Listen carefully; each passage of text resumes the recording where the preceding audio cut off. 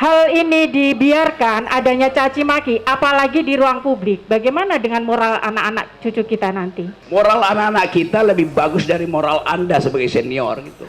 Bukankah negara ini Pancasilais? Kenapa keadilan susah betul diperoleh? Dia tidak berpikir, dia intuisi melihat keadaan. Anak umur 12 tahun, dia tahu bahwa seluruh kegiatan seminggu ini bertumpu pada peristiwa di Departemen Keuangan. Dia tahu bahwa Pak Jokowi hanya bilang supaya jangan pamer-pamer keuangan, kemewahan. Dia protes. Dia bilang ini bukan soal pameran, ini sistemnya. Anak itu moralnya lebih tinggi dari Anda sebagai senior. Iya. Jadi saya kasih kritik bahkan ke pembuat undang-undang, Anda nggak baca sejarah intelektual dari demokrasi, dari hukum itu.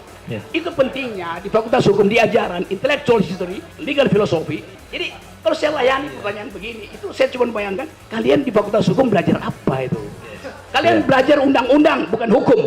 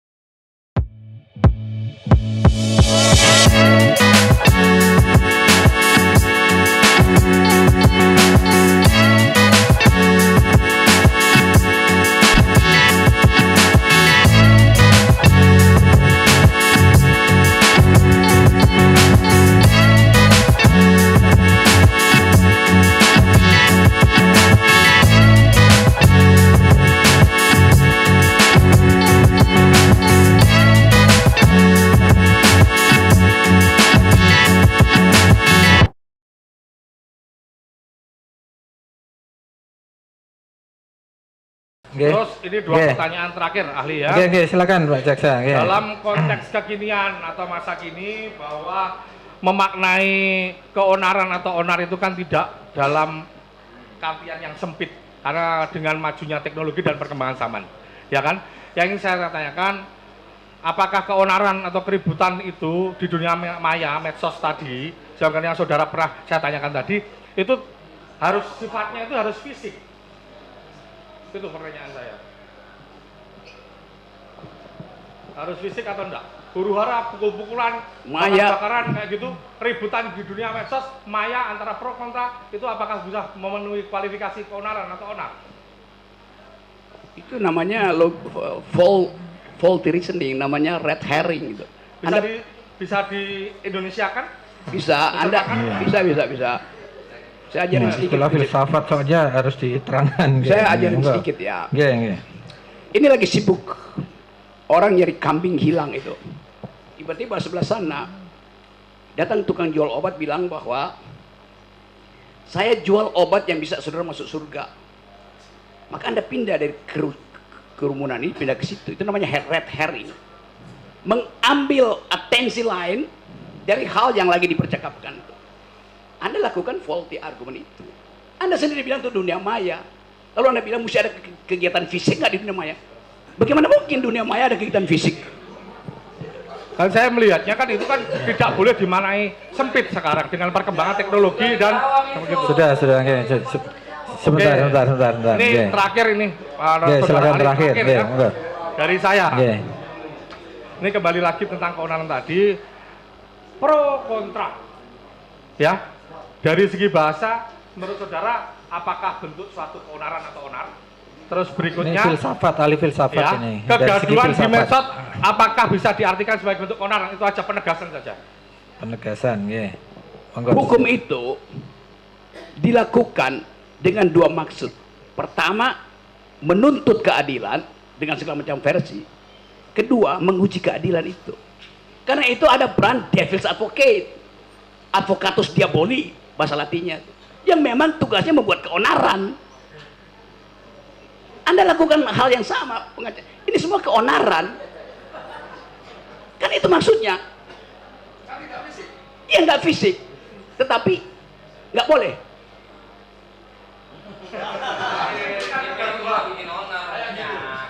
Yang Anda maksud keonaran itu kalau menyebabkan akibat material. Di mana ada akibat material orang keonaran di dunia maya tuh. You are playing that Saya cukup, Pak Jaksa. Ada lagi dari yang lain? Ada. Menambahkan? Baik, saya menambahkan. Singkat saja. Ya, baik, tadi ahli menyinggung sedikit tentang pendapat bahwa ada penjelasan ahli bahwa Presiden Jokowi itu tidak paham Pancasila. Ya. Lalu kalau kita melihat bahwa pengertian dari segala sumber hukum di Indonesia itu Pancasila, apakah ahli sependapat dengan itu?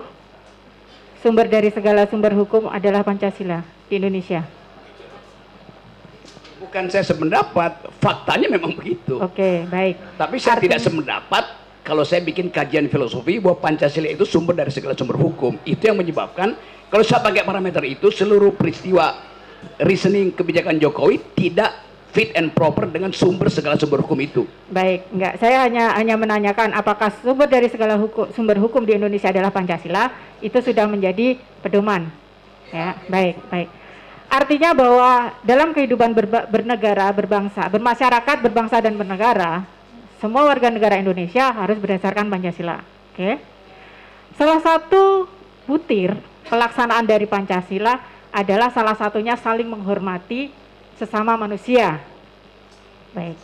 Nah, dihubungkan dengan penjelasan ahli bahwa tadi dikatakan bahwa hoax itu bukan kejahatan, orang saling caci maki di dalam ruang publik sekalipun, di media sekalipun, itu biasa-biasa saja, boleh-boleh saja.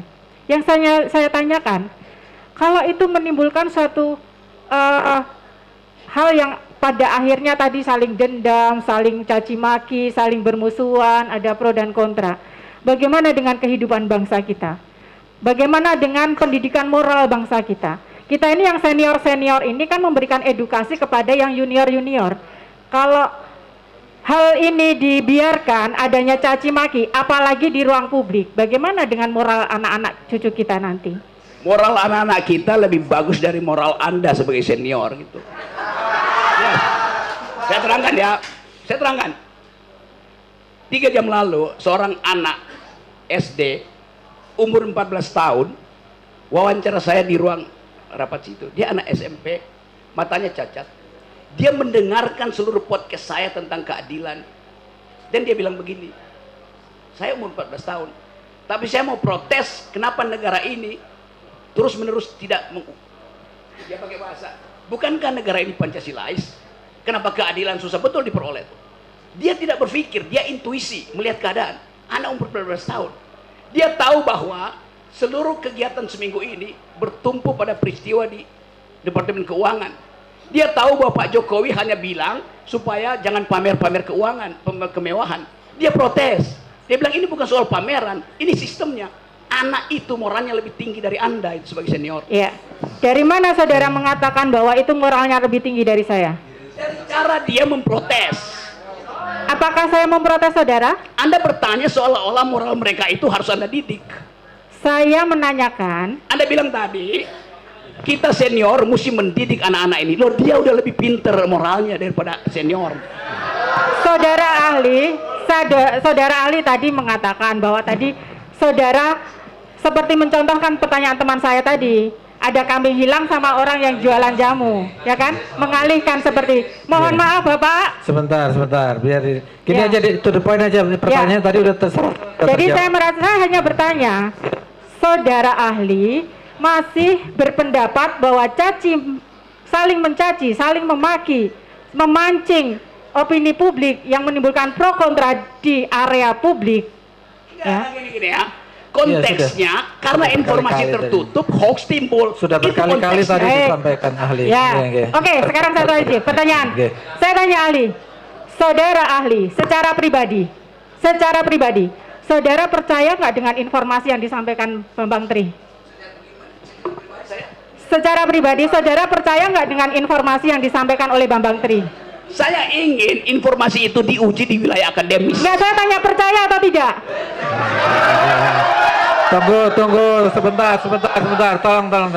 Oke, nggak bisa, saksi atau ahli tidak bisa dipaksa. Oke, monggo, ahli monggo mau dijawab boleh, mau tidak jawab boleh.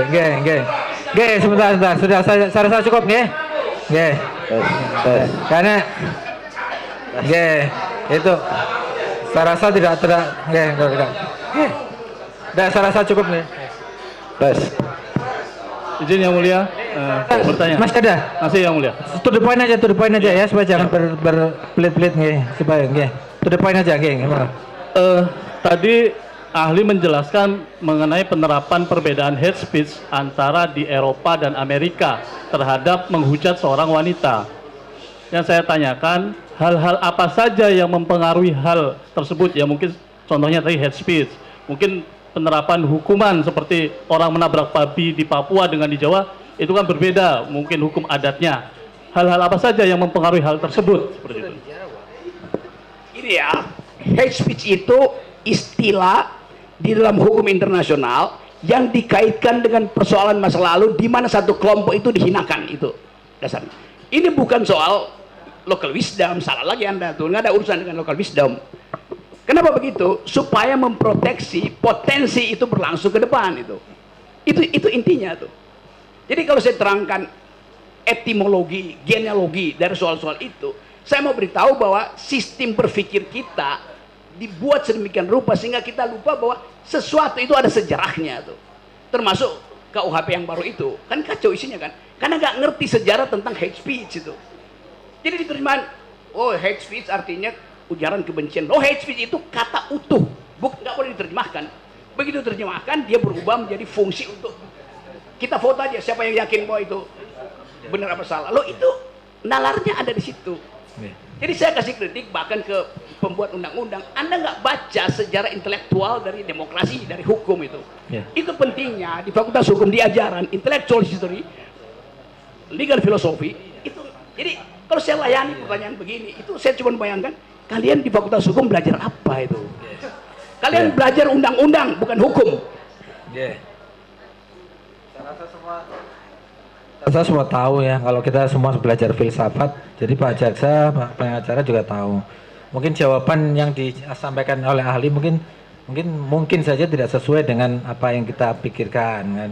Karena jawaban filsafat itu memang begitu. Tapi sudah cukup ya saya rasa untuk Jaksa, cukup ya. Mungkin dari majelis ada satu aja yang mulia. Ya, satu ada? aja terkait pendapat. Depan aja. Saudara, kita mau skor istirahat ya. Saudara ahli ya, satu aja terkait kebebasan berpendapat ya. Tadi ahli menjelaskan memang masyarakat bebas berpendapat, bebas mengutarakan kritik, kritis dan segala macam ya.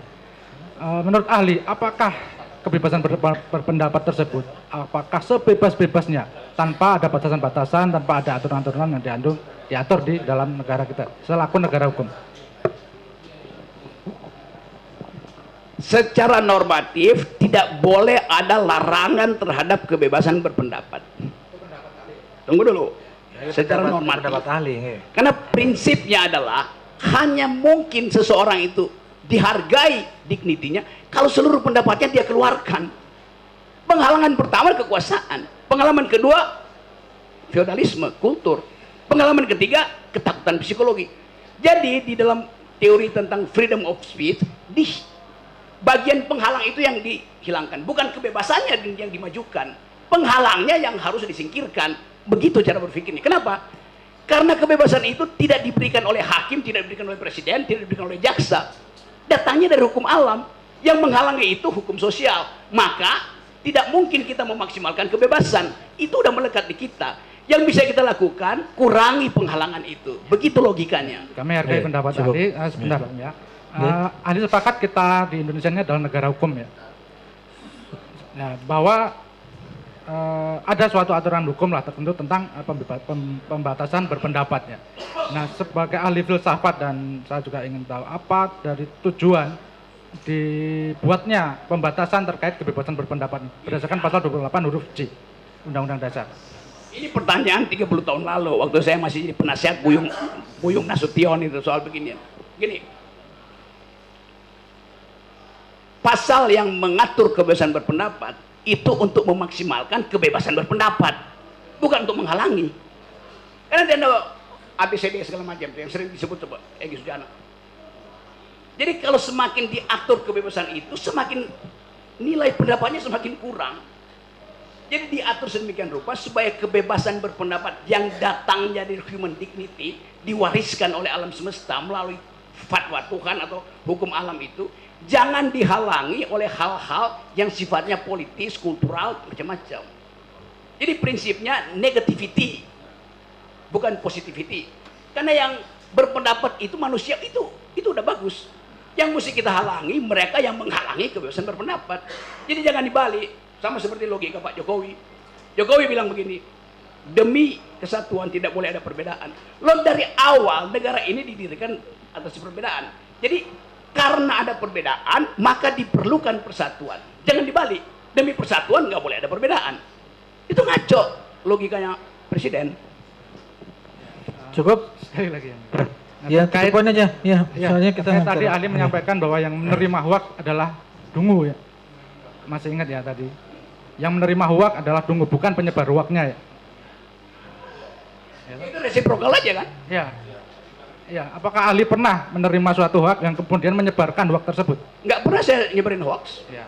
Waktu perkara Ratna Sarumpait, pernah Anda menyebarkan bahwa Kapan saya sebarkan itu sebagai hoax? Anda mengetweet mengatakan Oke, bahwa saya terangkan ya. Anda nggak baca peristiwanya.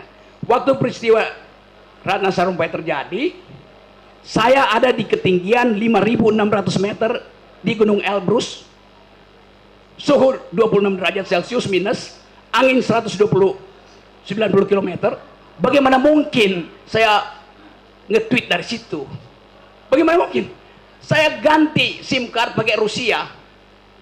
Di mana saya sebarin? Apa yang saya lakukan? Anda artinya nggak baca juga keterangan saya di pengadilan. Orang bilang saya nyebar hoak. saya rasa ini udah di luar Lokus konteks ya. deliktinya lain. Ya. Bagaimana Ya. coba? Oke, oke. Saya rasa cukup nggih dari Jaksa.